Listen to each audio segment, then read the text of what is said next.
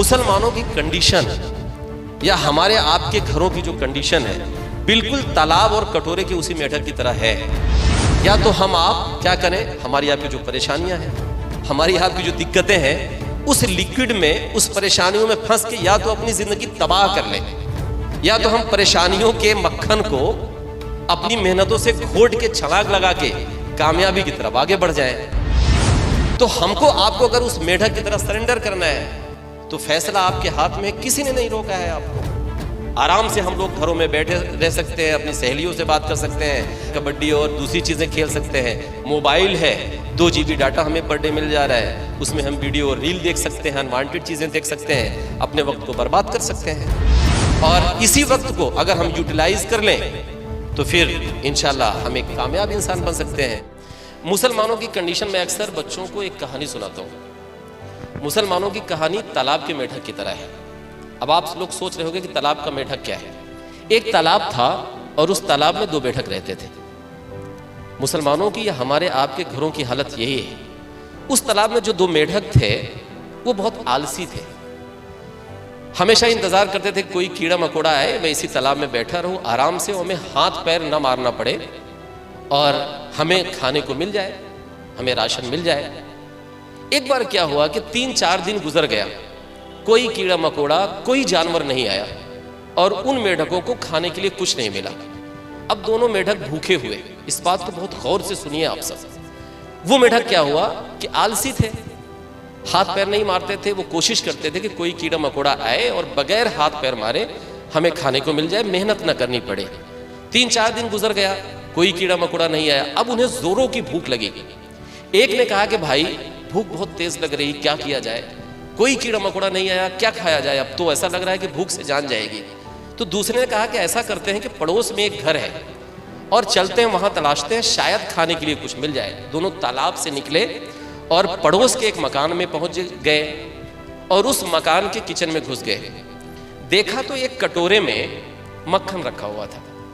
अब 3-4 दिन के भूखे हुए मेढक जब उन्होंने मक्खन देखा तो उनकी खुशी का ठिकाना नहीं रहा।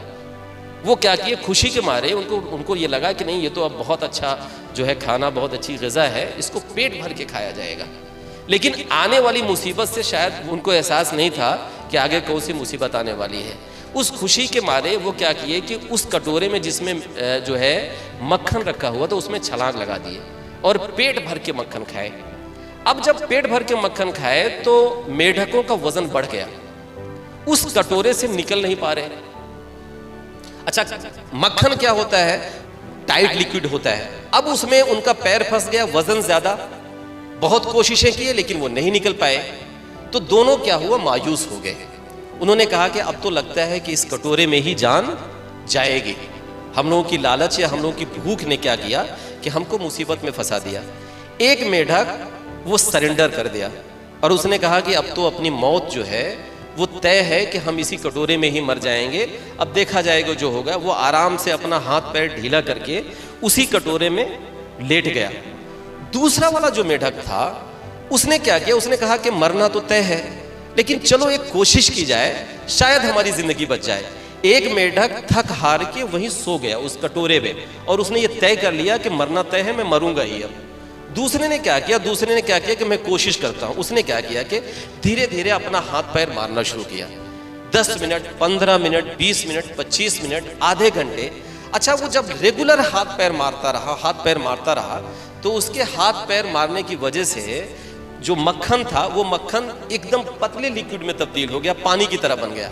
अब जब पानी की तरह बन गया तो उसमें वो तैरने लगा। उसकी खुशी का ठिकाना नहीं। उसने दूसरे मेढक को उठाया कि भाई जल्दी से उठ जा, मक्खन जो है ये लिक्विड में तब्दील हो गया है।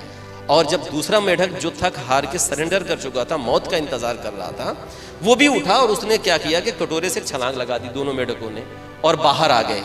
मुसलमानों की कंडीशन या हमारे आपके घरों की जो कंडीशन है बिल्कुल तालाब और कटोरे के उसी मेढक की तरह है। या तो हम आप क्या करें, हमारी आपकी जो परेशानियां हैं, हमारी आपकी जो दिक्कतें हैं, उस लिक्विड में, उस परेशानियों में फंस के या तो अपनी जिंदगी तबाह कर लें, या तो हम परेशानियों के मक्खन को अपनी मेहनतों से घोट के छलांग लगा के कामयाबी की तरफ आगे बढ़ जाएं। तो हमको आपको अगर उस मेढक की तरह सरेंडर करना है तो फैसला आपके हाथ में, किसी ने नहीं रोका है आपको। आराम से हम लोग घरों में बैठे रह सकते हैं, अपनी सहेलियों से बात कर सकते हैं, कबड्डी और दूसरी चीज़ें खेल सकते हैं। मोबाइल है, 2 GB डाटा हमें पर डे मिल जा रहा है, उसमें हम वीडियो और रील देख सकते हैं, अनवांटेड चीज़ें देख सकते हैं, अपने वक्त को बर्बाद कर सकते हैं।